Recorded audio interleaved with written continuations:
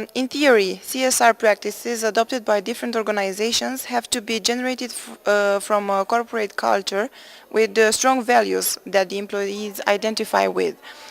This could make them eligible for promoting them. What does the CSR really mean in countries with no history in these organizational practices? That's a very good question. What does CSR mean if you don't have a practice? I think we should start thinking about CSR, corporate social responsibility, from the perspective of social and civic society. This is the first step. So we need to realize that in order for companies to engage in CSR practices, we really need to understand that civil society and activism is on the ground and is developing in the country.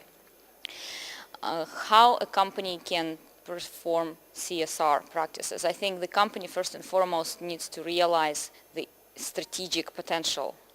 It's not just several activities or little things you can do here and there. It's an ongoing process, it's a strategic process, and it's something that we need to do on an ongoing basis, because organization essentially has an obligation in front of the public, in front of the community, in front of society, to do things for better. If the organization does not deliver to the community has the right to stop and close the organization. We will not buy their products, we will not use their services, we can boycott them, there are different ways. So company first and foremost exists because society allows it to exist. And in that sense, corporate social responsibility becomes an essential part, because if you want to still exist tomorrow, you really need to think, what can I do socially responsible? CSR practices should be an element of the business strategy, as you said, but they have just recently been adopted in Eastern Europe countries, mostly by multinationals. How successful can these practices be when the public has little knowledge about their real objectives? Yeah, that's a very good question. In continuation to our conversation, how does the public know? Well, the question is about not necessarily education among professionals, which is also very important, among public relations professionals of different organizations, but it's also a question of how you as a company present the ideas to the public. And you need to be very, very careful about it, because publics, especially in Eastern European countries, are very skeptical of companies, and they don't like the idea that companies trying to do something because they want their money, or because they want to build a bad plant here, or because they're going to pollute our water. So you need to be very upfront and very transparent and honest about what you do and why you do it, and think about it from the standpoint of what is going to benefit this small community. And it's very difficult because of this skepticism, but I think strategic and ongoing practice, which is very well situated, will make it trick. As you said, transparency is essential for building a good reputation, and honesty is always an easy way towards a trustworthy relationship with the mass media. How much do these values matter to the PR practitioners from Eastern European countries where the field is still developing? I think this is essential to realize that because the field is still developing, especially because the field is still developing, we must emphasize transparency, honesty, and ethical practice, because the way how we present ourselves as public relations professionals, the way how we talk about the field of public relations, will really transfer to what people and public think about us and about public relations. And it's our obligation, I think, public relations practitioners' obligation, to seriously think about the profession and be real professionals, because this is up to us to decide how public relations will develop in the future. Going back to your question, does it matter? Do we have to carry in Eastern Europe about transparency and honesty? Absolutely, because transparency and honesty are key elements of what public relations of the 21st century is all about. And do you think they do care about them in their practices now?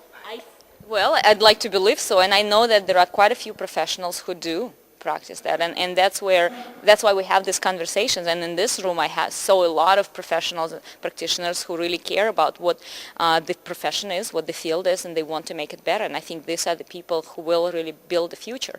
We just need more of them. What should society demand and expect from public relation professionals in terms of moral behavior? And could you highlight the social and political role of the PR profession?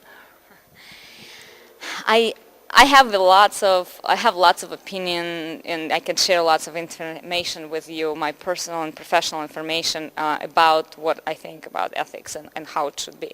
But I like to say that it's really up to professionals in this country to decide what is professional and what is ethical. And last thing that I want to do is to be imposing some things that you should do this and you should do that, because I think it's really about deciding within the profession what is important. So meetings like this, discussions and debates among professionals like this ones really help us to shape out what is it our association all about, what our field is all about.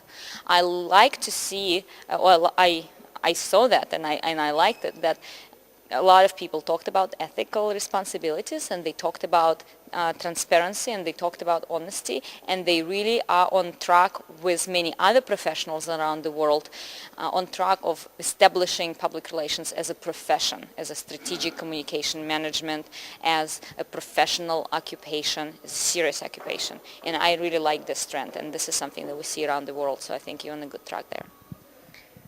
During a postmodern age where absolute truth and universalist ethic has evaporated, the only means of arriving at shared truth and standards of ethics is through dialogue. Some scholars, as Grunig and Habermas, even argue that dialogue is inherently ethical. Do you believe that greater dialogue between PR practitioners and journalists could help solving ethical problems in Eastern European countries? Yeah, very good questions, and you know your stuff. All right. Well, yes, Habermas's ideas of dialogue, of course, influenced greatly our public relations profession and public relations discussions. And Grunig, although he started talking about dialogue, the real scholars right now who develop the dialogue ideas are scholars from Western European countries like Germany and the Netherlands, as well as some scholars from the United States. Maureen Taylor, for example, is one of them.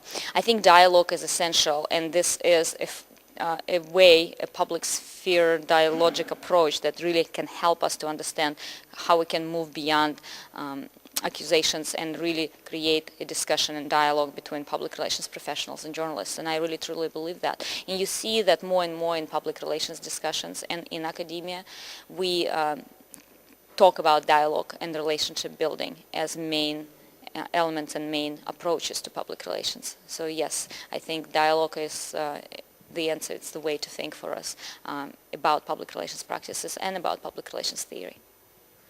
Okay. If we refer to Eastern Europe, the phenomenon of paying for news coverage, as we discussed, is commonplace.